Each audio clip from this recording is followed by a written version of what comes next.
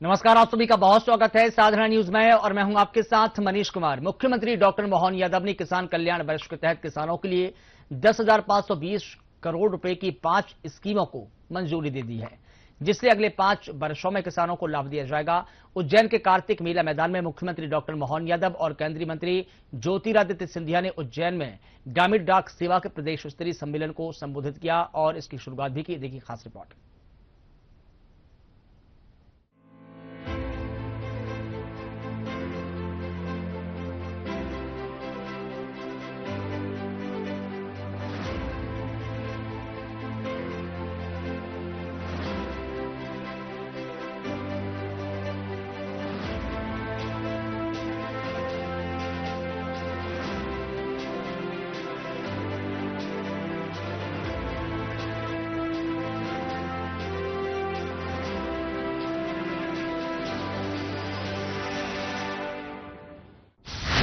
PM राष्ट्रीय किसान कृषि विकास स्कीम में 2010 करोड़ रुपए मंजूर, जिससे राज्य सरकार के जरिए किसानों तक जरूरी संसाधन उपलब्ध कराए जाएंगे। पीएम कृषि सिंचाई स्कीम में ड्रॉप मोर क्रॉप के लिए 2400 करोड़ रुपए मंजूर किए गए। इसमें स्प्रिंकल ड्रिप खेतों में लगाने के लिए अनुदान दिया जाएगा। राष्ट्रीय खाद्य तेल मिशन के तहत ऑयल सीड स्कीम में 1800 करोड़ रुपए मंजूर किए। इस स्कीम से तिलहन उत्पादक किसानों को लाभ दिया जाएगा। राष्ट्रीय खाद्य सुरक्षा और पोषण मिशन स्कीम में 3300 करोड़ रुपए मंजूर, जिसमें किसानों को धान, गेहूं, दलहन, मोटा अनाज, नकदी फसलों के रकबे में विस्तार, उत्पादन को बढ़ाने और मिट्टी की फर्टिलिटी बढ़ाने जरूरी सहयोग दिया जाएगा। National mission on natural farming में 1010 करोड़ रुपए मंजूर किए। इसमें प्राकृतिक खेती के क्षेत्रफल में विस्तार किया जाएगा। साथ रसायन मुक्त खाद्य, मिट्टी की फर्टिलिटी में सुधार, उत्पादन में बढ़ोतरी और स्वास्थ्य की दृष्टि से लाभकारी साबित होगी। सदन में मुख्यमंत्री डॉक्टर मोहन यादव ने कैबिनेट के अहम फैसलों की जानकारी देते हुए कहा कि वर्ष 2026 को प्रदेश में कृषक कल्याण वर्ष के रूप में मनाया जाएगा। उन्होंने बताया कि उड़द और सरसों की फसलों को लेकर की गई घोषणाओं को मंत्रिपरिषद ने मंजूरी दी है। मुख्यमंत्री डॉक्टर मोहन यादव ने कहा कि राज्य सरकार उड़द पर 600 रुपए प्रति हेक्टेयर बोनस देगी, जबकि सरसों की फसल को भावांतर योजना में शामिल किया गया है, जिससे किसानों को बेहतर मूल्य मिल सके। इसके साथ ही किसान कल्याण वर्ष के अंतर्गत अगले 5 वर्षों के लिए कुल 10,520 करोड़ रुपए की 5 कृषि योजनाओं को निरंतर जारी रखने की स्वीकृति दी गई है। आज हुई मंत्रिपरिषद की बैठक में इन योजनाओं को 1 अप्रैल 2026 से आगामी 5 वर्षों तक जारी रखने का निर्णय लिया गया है। जिन योजनाओं को जारी रखने की मंजूरी दी गई है, उसमें प्रधानमंत्री राष्ट्रीय कृषि विकास योजना, प्रधानमंत्री कृषि सिंचाई योजना, राष्ट्रीय खाद्य सुरक्षा mission, national mission on natural farming तथा राष्ट्रीय खाद्य तेल मिशन शामिल है। कैबिनेट में भगोरिया लोक पर्व को राष्ट्रीय पर्व के रूप में मनाने का निर्णय लिया गया है। सीएम डॉक्टर मोहन यादव ने कहा कि सरकार मालवा अंचल के जनजाति बाहुल बड़वानी, धार और झाबुआ में कृषि कैबिनेट की तैयारी कर रही है। सरकार के द्वारा, जैसा कि मैंने पहले बताया था, हमारे राज्य के अंदर किसानों के लिए किसान कल्याण वर्ष मनाने की जो घोषणा की गई थी, और जैसे कि मैंने कल अपने विधानसभा में वक्तव्य में कहा था कि हम अपने राज्य के किसानों की आमदनी बढ़ाने के लिए, खास करके गर्मी की फसल में उड़द को प्रोत्साहन देने के लिए एमएसपी के अलावा मध्य प्रदेश सरकार अपने किसानों के लिए 600 रुपये कुंटल का बोनस देने जा रही है। ये अपने आप में बहुत बड़ी घोषणा भी है और योजना भी, जिसके माध्यम से हमारे क्षेत्र के अंदर बड़े पैमाने पर उड़द के रकबे को बढ़ावा मिलेगा और इसके आधार पर लगभग 3 लाख हेक्टेयर क्षेत्रफल में वृद्धि होना संभावित है। हम लगभग 5 लाख हेक्टेयर उड़द का उत्पादन संभावित कर रहे हैं और ये जानकारी के लिए बताना चाहूंगा कि उड़द का समर्थन मूल्य 7,800 रुपये प्रति क्विंटल है। ऐसे में हम अपना 600 रुपये जोड़ करके ये उस तरह से उसको आगे बढ़ाएंगे जिसकी आवश्यकता है। मैं अपने किसानों के लिए खासकर आज जो कल कहा था, आज कैबिनेट में मंजूरी जो दी गई है, दूसरी हमने भावांतर योजना जिसके माध्यम से लगभग 1500 करोड़ की सहायता किसानों को सोयाबीन उत्पादन के माध्यम से दी गई थी। उसी प्रकार से सरसों खरीदी को लेकर के मध्य प्रदेश सरकार की कैबिनेट ने आज निर्णय किया है और आज मैंने सदन में अवगत भी कराया कि हमारे राज्य के अंदर भावांतर योजना के माध्यम से जो 28% का रकबा हमारा सरसों के उत्पादन का बढ़ा है, इसमें लगभग हम मान के चल रहे हैं कि 15.71 लाख टन का मैट्रिक उत्पादन सरसों का होगा। ऐसे में हम अपने मंडी बोर्ड के माध्यम से सरसों भी भावांतर योजना के माध्यम से खरीदेंगे। उल्लेखनीय कि पूरे देश के अंदर ये योजना लागू करने वाला मध्य प्रदेश एकमात्र राज्य है जो भावांतर योजना को अब तिलहन फसलों में भी लागू कर रहा है। खाद्य सुरक्षा पोषण मिशन कार्यक्रम के माध्यम से धान, गेहूं, दलहन, मोटा अनाज, नकदी फसलों के विस्तारीकरण को लेकर के भी हमने आज लगभग 5 योजनाओं में अलग अलग निरंतरता दी है। इसके माध्यम से 3285.49 करोड़ की इसमें राशि मंजूर की गई है, जो 1 अप्रैल 2026 से 31 मार्च 2031 तक आगामी 5 वर्षों तक ये प्रोजेक्ट चलेगा। किसानों की बेहतरी के लिए हमने ये निर्णय लिया है। इसी प्रकार से किसानों के लिए माइक्रो इरिगेशन को बढ़ावा देने के लिए प्रधानमंत्री कृषि सिंचाई योजना प्रति बूंद का उपयोग पर ड्रॉप मोर क्रॉप, इसके माध्यम से लगभग 2393.97 करोड़ की ये योजना की राशि हमने मंजूर की है और इसको भी आगामी 5 वर्ष के लिए मंजूरी दी गई है। किसानों को सिंचाई के रकबा बढ़ाने में ये महती योजना रहेगी, इसका बड़ा लाभ मिलेगा। पीएम राष्ट्रीय कृषि विकास योजना के लिए भी हमारी सरकार ने कैबिनेट के माध्यम से 2008.683 करोड़ के प्रस्ताव की मंजूरी दी गई है, जिसके माध्यम से कृषि और संबद्ध क्षेत्रों में विकास के सभी संसाधनों के लिए वित्तीय व्यवस्था दी जाएगी और समग्र रूप से खेती के लिए और संबद्ध क्षेत्रों में विकास के नए आयाम खुलेंगे। हमारी सरकार मध्य प्रदेश वैसे भी देश भर में प्राकृतिक खेती के लिए सबसे बड़ा रकबा लेकर के उसमें प्रमुख भूमिका, अग्रणी भूमिका रहता है। ऐसे में इसको और बढ़ावा दे करके, खास करके मोटे अनाज को बढ़ावा देने के लिए हमारी सरकार प्राकृतिक खेती के साथ इसको जोड़ करके उत्पादन बढ़ाने के लिए, मिट्टी की उर्वरता बनाए रखने के लिए, पर्यावरण की सुरक्षा और रसायन मुक्त खाद्य उत्पादन को बढ़ावा देने के लिए हमारी सरकार ने national mission on natural farming mission में जो योजना संचालित है, इस योजना को भी 1011.59 करोड़ के वित्तीय सहायता देकर के आगामी 5 वर्षों के लिए इस योजना को भी निरंतरता में लाए। तिलहन फसलों के लिए भी हमारा राज्य बहुत तेजी से काम कर रहा है। ऐसे में तिलहन उत्पादन को प्रोत्साहन की आवश्यकता है, क्योंकि इसके अभाव में आयातित तेलों पे हमको दूसरे देशों पे निर्भर रहना पड़ता है खाद्य तेलों के लिए। ऐसे में हमारे राज्य ने तिलहन के लिए ऑयल सीड योजना, राष्ट्रीय खाद्य तेल मिशन की इस योजना के लिए आज 1793.87 करोड़ की इस योजना की निरंतरता की स्वीकृति दी है। इस योजना के माध्यम से हम अपने राज्य के अंदर ऑयल सीड को भी बढ़ावा देंगे। इन 5 योजनाओं के माध्यम से ऑयल सीड सहित मोटा अनाज और सभी प्रकार की सिंचाई और सबको जोड़ें तो 10,493.60 करोड़ की वित्तीय आकार की स्वीकृति आज कैबिनेट के माध्यम से मिली है। मैं अपने राज्य के लगभग 1.25 करोड़ से ज्यादा किसानों को बधाई देना चाहूंगा जो प्रत्यक्ष खेती में लगे और राज्य के अंदर इससे जुड़े हुए बाकी सब वर्गों को जोड़ें।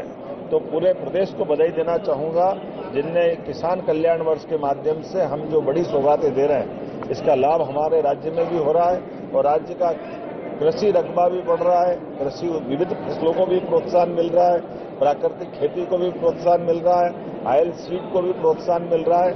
मैं अपने राज्य के सभी वर्गों के साथ साथ पीने के पानी के लिए भी हमने अपनी आज कैबिनेट में निर्णय किया है कि वो पंचायतों के माध्यम से किसानों के समान अपने ग्रामीण जनजीवन में भी पेयजल की उपलब्धता सुनिश्चित करें।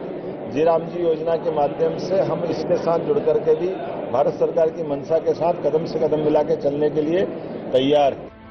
उज्जैन के कार्तिक मेला मैदान में मुख्यमंत्री डॉक्टर मोहन यादव और केंद्रीय मंत्री ज्योतिरादित्य सिंधिया ने उज्जैन में ग्रामीण डाक सेवा के प्रदेश स्तरीय सम्मेलन का दीप प्रज्वलन कर शुभारंभ किया। इस अवसर पर राष्ट्र गीत वंदे मातरम के साथ कार्यक्रम का शुभारंभ हुआ। केंद्रीय मंत्री सिंधिया ने मुख्यमंत्री डॉक्टर मोहन यादव का डाक विभाग की ओर से स्वागत और अभिनंदन किया। इस सम्मेलन का उद्देश्य ग्रामीण डाक सेवकों के समर्पण और सेवा को सम्मानित करना है। ये ग्रामीण क्षेत्रों में इंडिया पोस्ट की रीढ़ है। सम्मेलन का उद्देश्य लोगों को जोड़ने और ग्रामीण भारत में डाक, बैंकिंग और बीमा सेवाओं का विस्तार करने में उनकी महत्वपूर्ण भूमिका को स्वीकार करना भी है। इस कार्यक्रम में मध्य प्रदेश परिमंडल के विभिन्न संभागों से 6,500 से 7,000 ग्रामीण डाक सेवक शामिल हुए। कार्यक्रम के दौरान केंद्रीय संचार मंत्री सिंधिया ने ग्रामीण डाक सेवा समुदाय के साथ बातचीत की, आधुनिक और नागरिक केंद्रित डाक नेटवर्क के लिए अपने दृष्टिकोण के बारे में बताया और उन्हें ग्रामीण समुदायों की सरकारी और वित्तीय सेवाएं प्रदान करते हुए विभाग को लाभ की स्थिति तक लाने में उनकी भूमिका को और मजबूत करने के लिए प्रेरित भी किया।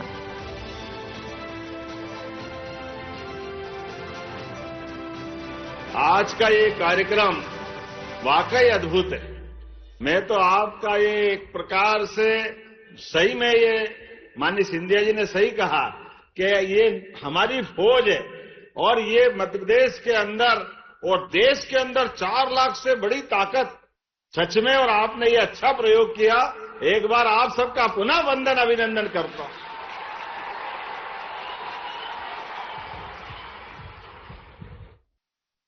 (1854) में अंग्रेजों के शासनकाल में ये जो सिलसिला चालू हुआ, उसके पहले भी था लेकिन वो अलग रूप में था। लेकिन आज के इस दौर में बदलते समय में जोरदार अभिनंदन नरेंद्र मोदी जी का करें, माननीय प्रधानमंत्री श्रीमान नरेंद्र मोदी जी का, जिनके नेतृत्व में घर घर तक अलग अलग प्रकार की कितनी सुविधाओं को जोड़ने का प्रयास किया। डीबीटी के माध्यम से जिस प्रकार से सुविधा पहुंचा जा रही है, ये डीबीटी तो हमारे डाकिये घर पहुंच पहले से ही करते थे। जोरदार अभिनंदन आप सबके लिए भी। मुझे इस बात की प्रसन्नता है, आज महाकाल की नगरी में, यहां कुंभ की नगरी है, सिंहस्थ होता है। आज ऐसा लग रहा कि सिंहस्थ भरा गया, ये पूरा मैदान आनंद आ रहा है, पूरा प्रदेश यहां उपस्थित है।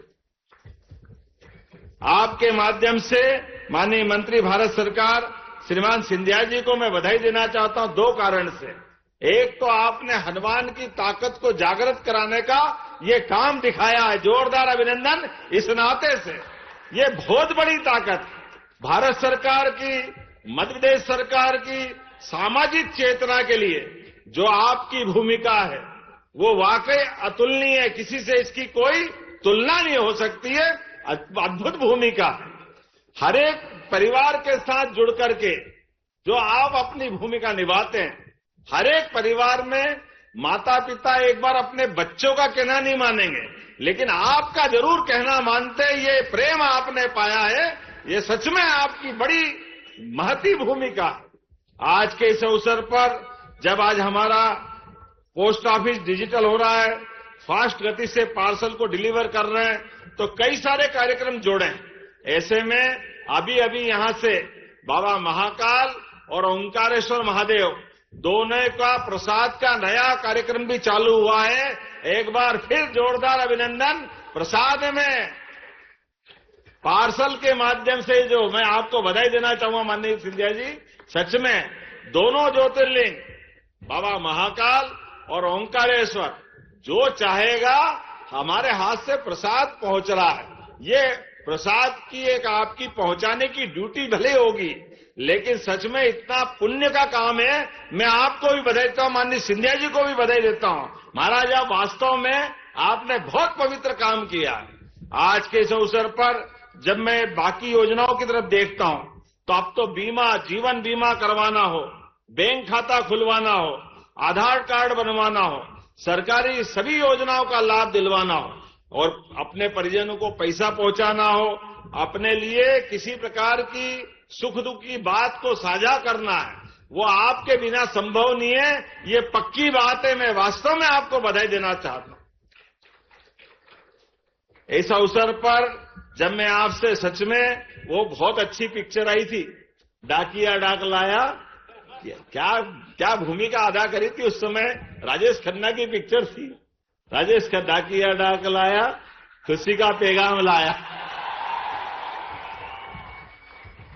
वास्तव में उस गीत के माध्यम से आपकी सारी भूमिका मन को छूने वाले भाव के साथ नीचे संप्रेषित करने का काम हुआ था।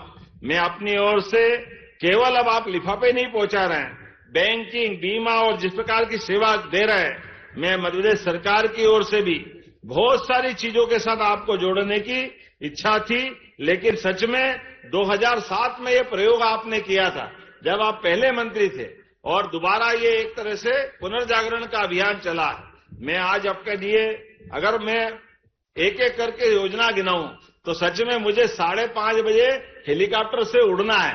इसलिए मैंने आपसे अनुमति लेकर पहले बोल करके अपनी शुभकामना देते हुए बात करने के, सच में समय की बहुत कमी थी, विधानसभा चल भी रही थी, लेकिन इतना बढ़िया कार्यक्रम हो और प्रदेश भर से आप आए और माननीय सिंधिया जी आए तो ऐसा कैसे हो सकता है मैं नहीं आऊं। मुझे लगा कि आपको अभिनंदन करने के लिए, अपनी शुभकामना देने के लिए, आपके बीच ये प्रेम का संबंध हमारा आपका बना रहे, ये मैं अपनी शुभकामना देते हुए अकेले हमारे राज्य में 16,800 से ज्यादा ऊर्जावान डाक सेवक काम कर रहे हैं। मध्य प्रदेश में 9,256 डाकघर ग्रामीण अर्थव्यवस्था को मजबूती दे रहे हैं। कितने प्रकार से मैं काम की बात करूं, लेकिन आज तो केवल आपका अभिनंदन करने की इच्छा थी। लंबा भाषण देने का समय नहीं है, क्योंकि जाने और अगला कार्यक्रम ये माननीय प्रधानमंत्री मोदी जी गजब करते हैं, कितने प्रकार से सब लोगों को दौड़ाते हैं। आज हमने भी कैबिनेट संपन्न की और आपने भी कैबिनेट की। यहां एक कार्यक्रम हो रहा है, यहां के बाद 1 घंटे बाद मुझे भोपाल में हमारी एक नई ट्रेन का भी लोकार्पण करना है। ये एक साथ समय का एक एक मिनट बचा करके जन कल्याणकारी काम को चलाए रखना, ये मोदी जी के शासनकाल में संभव है। हमारे सिंधिया जी और हमारी सरकार वास्तव में 24 घंटे लगी है। मेरी अपनी ओर से पुनः इस अच्छे आयोजन की बधाई, और पूरा विस्तार से महाराज आपके बीच में रहेंगे। सिलावट जी माननीय मंत्री हमारे बीच मौजूद है, आपको भी निवेदन करता हूं आप पूरे समय दे करके इस पूरे कार्यक्रम को सानंद संपन्न करेंगे, और आप प्रेम से ताली बजा के मुझे जाने की परमिशन दें। मेरी अपनी ओर से आप सबको शुभकामना, बहुत बहुत धन्यवाद। भारत माता की। भारत की संस्कृति, भारत की सभ्यता, भारत की परंपरा, भारत की विरासत की नींव सदैव रही है। ये उज्जैनी ने जब जब विदेशी आक्रांताओं ने भारत की दीप को बुझाने की कोशिश की है, तब तब ये उज्जैनी की माटी से एक नया ज्वालामुखी ऊपर उभर के उभरा है, जिसने भारत को एक नए नक्षत्र के रूप में उभारने का कार्य किया है। इस उज्जैनी की माटी के साथ सिंधिया परिवार का एक हृदय का संबंध नहीं, लेकिन एक खून का संबंध है। जब मेरे पूर्वज राणोजी महाराज ने शिवाजी महाराज की संकल्प हिंदवी स्वराज की अलख और विरासत बोने का कार्य किया था, और उज्जैनी को सिंधिया परिवार की राजधानी बनाई थी, उस समय जो स्थिति उज्जैनी की इल्तुतमिश ने 1200 अवधि में करके छोड़ के रखा था, भगवान महाकाल के लिंग को कुएं में फेंक कर छोड़ के रखा था, राणोजी महाराज ने दोबारा जिस स्वरूप में आज बाबा महाकाल के हम दर्शन करते हैं, वो राणोजी महाराज ने उज्जैनी में स्थापित करके दोबारा नवनिर्माण कराया। मेरे भाई और बहनों, मेरे पूर्वज महारानी बैजाबाई ने 1833 में इसी उज्जैनी में गोपाल मंदिर की स्थापना करके जिस मोहम्मद गजनी ने सोमनाथ के द्वार लाहौर ले चुके थे, माझी महाराज ने वे द्वार को वापस लाकर गोपाल मंदिर में उज्जैनी में स्थापित करके आज तक वे द्वार हमारे उज्जैनी में बसे हुए हैं। तो आज इस धार्मिक माटी में उपस्थित होकर, इस आध्यात्मिक माटी में उपस्थित होकर, जिस माटी के साथ सिंधिया परिवार का एक खून का रिश्ता है, इस माटी को मैं नमन करता हूं, इस माटी को मैं प्रणाम करता हूं मेरे भाइयों और बहनों। और जब विरासत की हम बात करते हैं, जब भक्ति की बात करते हैं कि भक्ति केवल भावना नहीं होती बल्कि विरासत होती है, उस भक्ति का सर्वश्रेष्ठ उदाहरण, उस भावना का सर्वश्रेष्ठ उदाहरण और उस विरासत का सर्वश्रेष्ठ उदाहरण आज मुझे मेरे ग्रामीण डाक सेवक परिजनों के रूप में दिख रहा है मेरे भाइयों और बहनों।